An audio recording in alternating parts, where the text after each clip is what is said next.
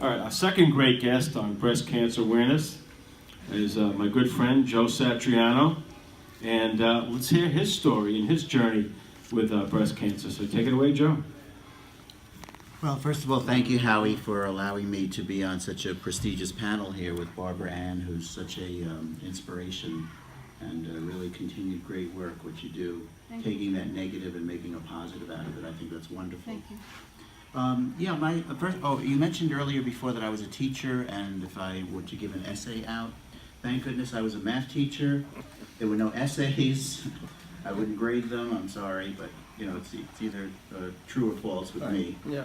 But anyway, my name is Joe Satriano, and I was a math teacher for 32 years, and so was my wife Susan.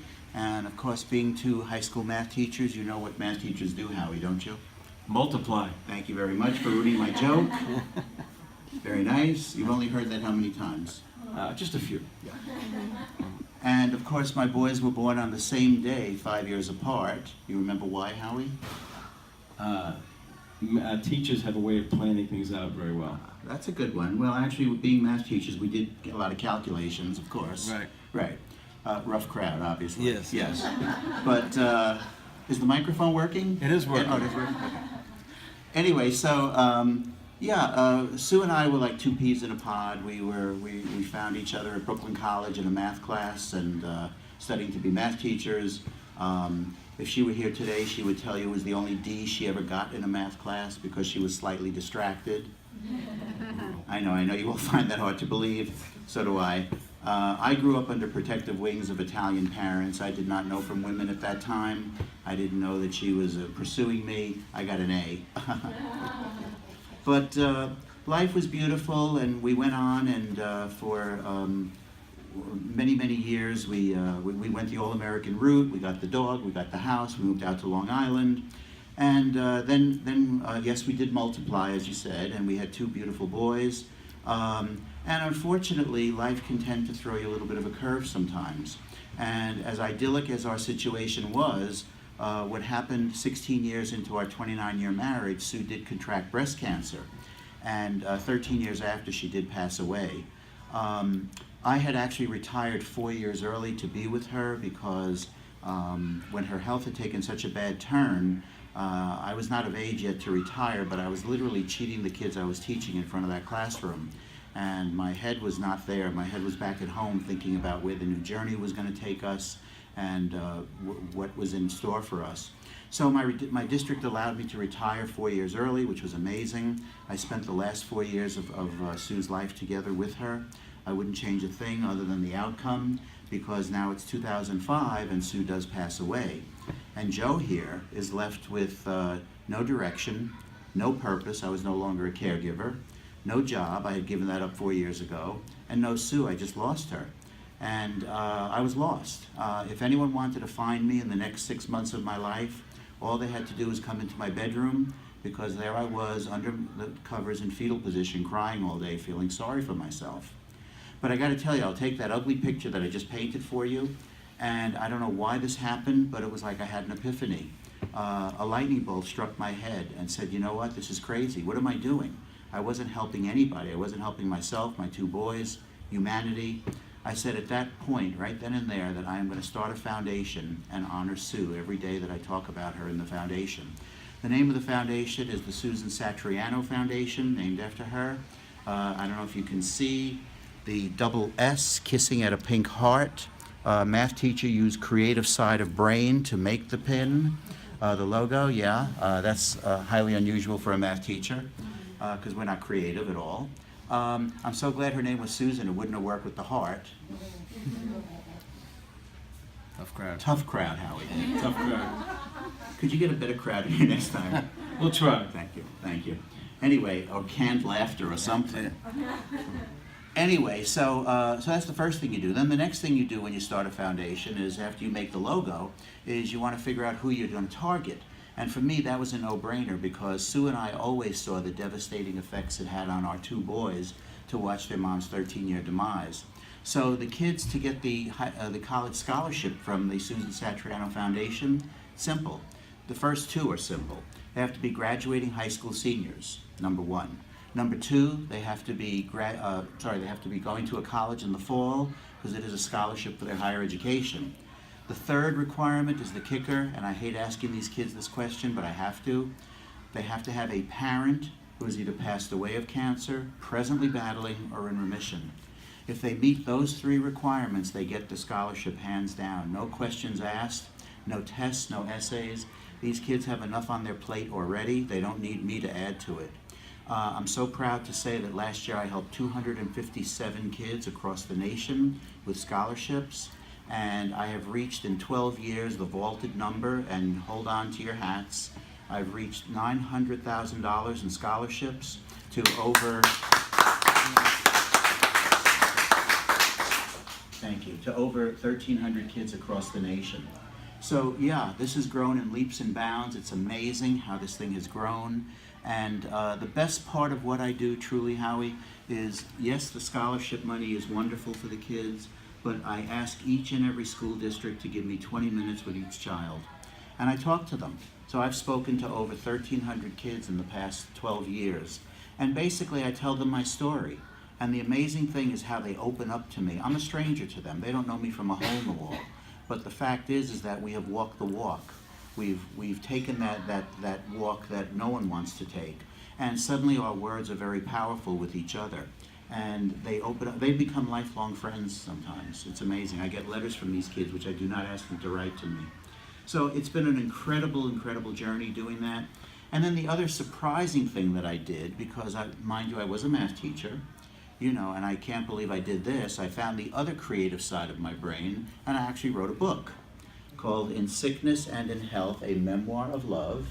It's the story of my life with Susan. It's not a story about loss, even though you know the ending. It's a story about hope and optimism and love. That's the way we lived it. And people have told me who come to my book talks that they get inspired by reading this because they want to emulate the way Sue and I handled the disease. We did it with laughter and love and humor. That was us.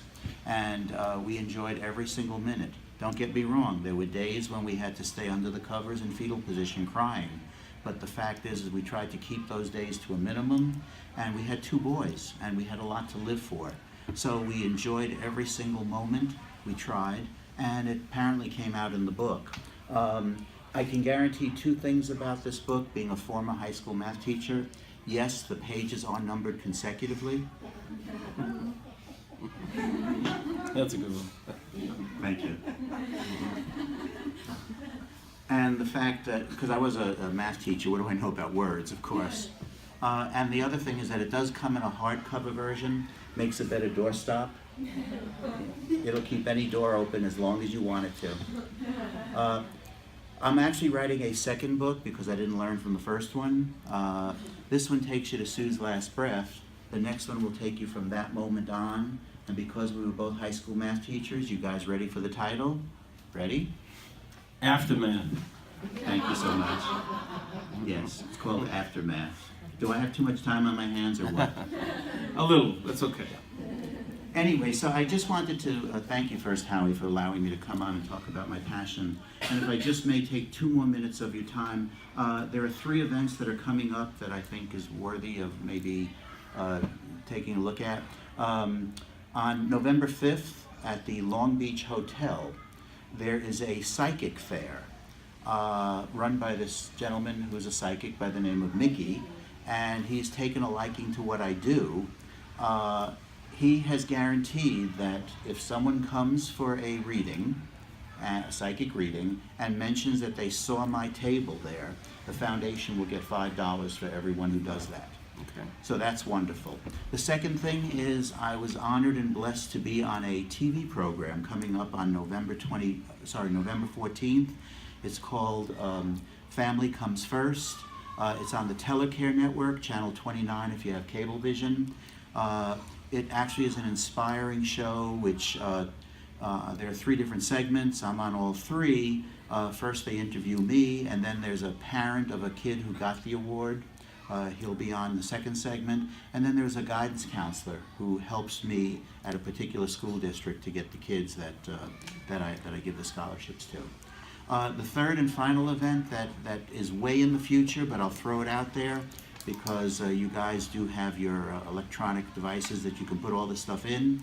On April 28th, we're running at Seaford High School what's called a Walk of Lights. It's not an original idea. It's very similar to Relay for Life with what the American Cancer Society does. And what it is people will purchase luminary bags, pink for someone who has passed away of cancer, gold for someone who's presently battling or in remission, and we get tea light candles with it. We line the track of the Seaford High School football field. We'll walk at night. There'll be the Seaford Chorus, there'll be their band, there'll be food, there'll be raffles, there'll be 50-50.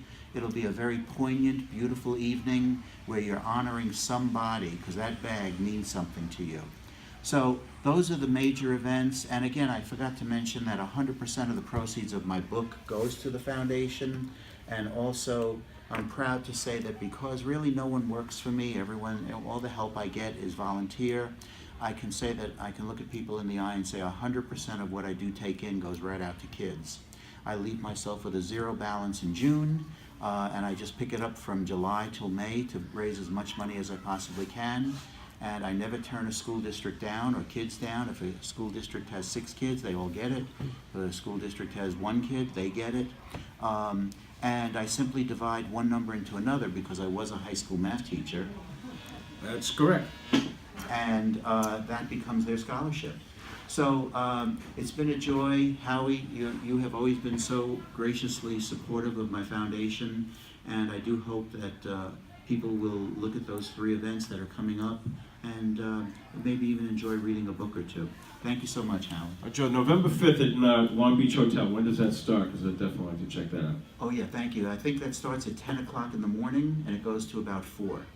Yeah. Sounds good. And before we end, there is one tie-in that I thought would be kind of cool with Barbara Ann Grover and Joe Satriano. And in an affectionate way, I say Joe is probably one of the biggest losers I've ever met. But it's not in a negative way. It's an inspirational way.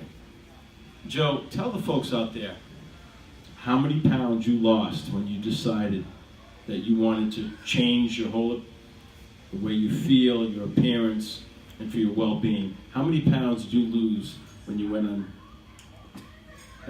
that journey to lose weight? I'm down now 81 pounds, yeah, and thank you, yeah. And I just knew that if I saved those bell bottoms from 1960, I could get back into them. And as you heard Barbara talking, I gotta believe, Joe, that nutrition and making the right choices was a big part of it, and I'm sure a lot of what Barbara said resonated with you. Absolutely, because it's what you intake, and also with me, also I must do some exercising as well. I play tennis, which is great. Of course, I play with 80-year-olds, so I get instant success. It's very hard for them to move on the court with the walker. But yeah, combine those two, what you take in with you, and also a little exercise, and 81 pounds down. Good job. So let's give it up for Barbara Ann Grover and Joe Satriano.